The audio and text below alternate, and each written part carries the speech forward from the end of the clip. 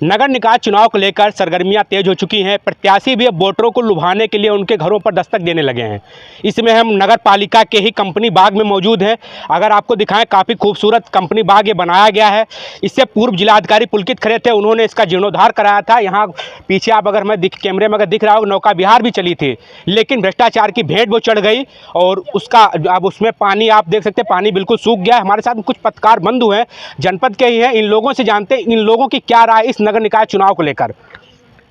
चुनाव 4 तारीख को हरदोई में प्रथम चरण में है, कैसे आप लोग देख रहे हैं, क्या मुद्दे होंगे जनता के, आप लोगों की नज़र में क्या हैं? देखिए, हम किसी पार्टी या दल से तो है नहीं, एक पत्रकार हैं और एक पत्रकार के नज़रिए से और हरदोई ज़िले का आम नागरिक होने के नज़रिए से अगर मैं बताऊं तो पिछले 5 सालों में यहाँ पे विकास देखने को मिला है, इसमें कोई दो राय नहीं है। मधुर मिश्रा जो अध्यक्ष रहे और इस बार भी प्रत्याशी हैं, उन्होंने काफ़ी विकास किया। बात करें अगर और प्रत्याशियों की जो इस समय मैदान में है, चुनावी रण में है, तो सपा ने अभी कुछ फेरबदल किया है अपनी पार्टी में, जिला अध्यक्ष बदले गए हैं।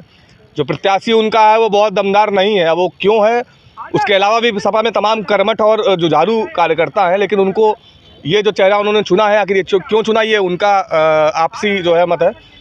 जिला अध्यक्ष जो है उनके ऊपर तमाम आरोप लगाए गए, हिस्ट्री शीटर हैं वो, तमाम मुकदमे उनके ऊपर हैं।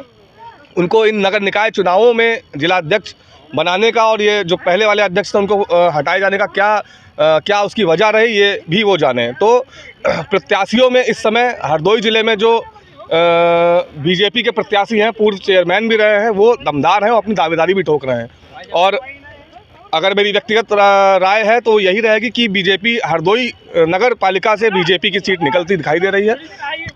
बसपा, सपा, आम आदमी, कांग्रेस, इनके प्रत्याशी बीजेपी के प्रत्याशी के आगे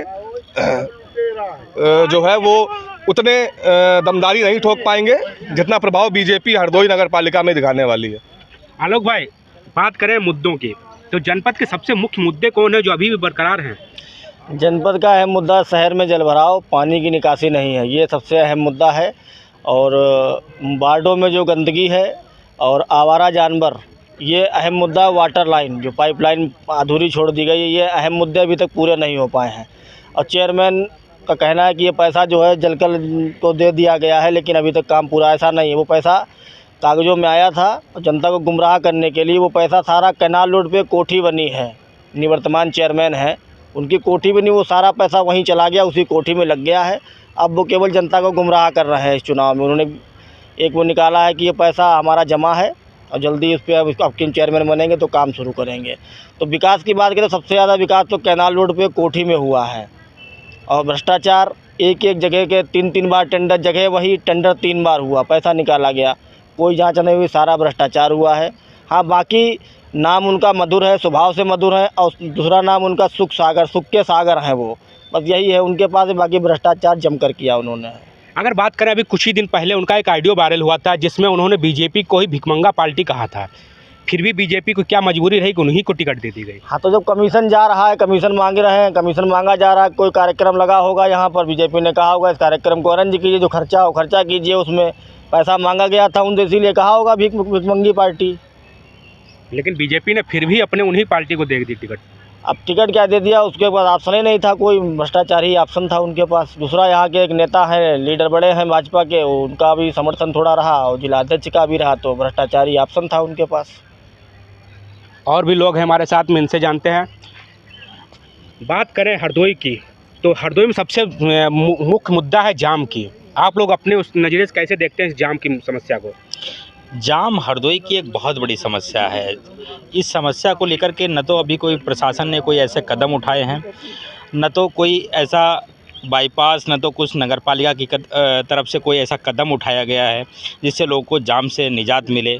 ये जाम एक हरदोई की सबसे बड़ी समस्या है। हरदोई में से अगर आप 20 से निकलते हैं, घंटों आपको जाम में फंसे रहना पड़ता है। उसके बावजूद भी अभी तक प्रशासन की, शासन की कोई नज़र नहीं है। न तो इस पर कोई काम किया गया, न तो सड़कें चौड़ी की गई। आप जैसे सड़कें देख लीजिएगा, रोड लोग फुटपाथ पर ही दुकानें लगा लेते हैं। नगर पालिका की तरफ से इसके लिए कोई अहम मुख्य जो है न तो कोई सोचा गया है इसके लिए, न तो कोई काम किया गया है। जैसा कि इन लोगों ने अपनी अपनी राय दी। अगर हम बात करें हरदोई की, तो हरदोई वो जनपद है जहां मुख्यमंत्री हरदोई से ही हैं, रजनी तिवारी मंत्री हैं और नितिन अग्रवाल हैं। उनका गृह जनपद है तीनों लोगों का। लेकिन विकास की अगर बात करें तो हरदोई में विकास कागजों पर ही चल रहा है। ज़मीनी हकीकत में अगर आप देखेंगे, जिस रोड पर भी निकल जाएँ आपको गड्ढा ही गड्ढे दिखेंगे।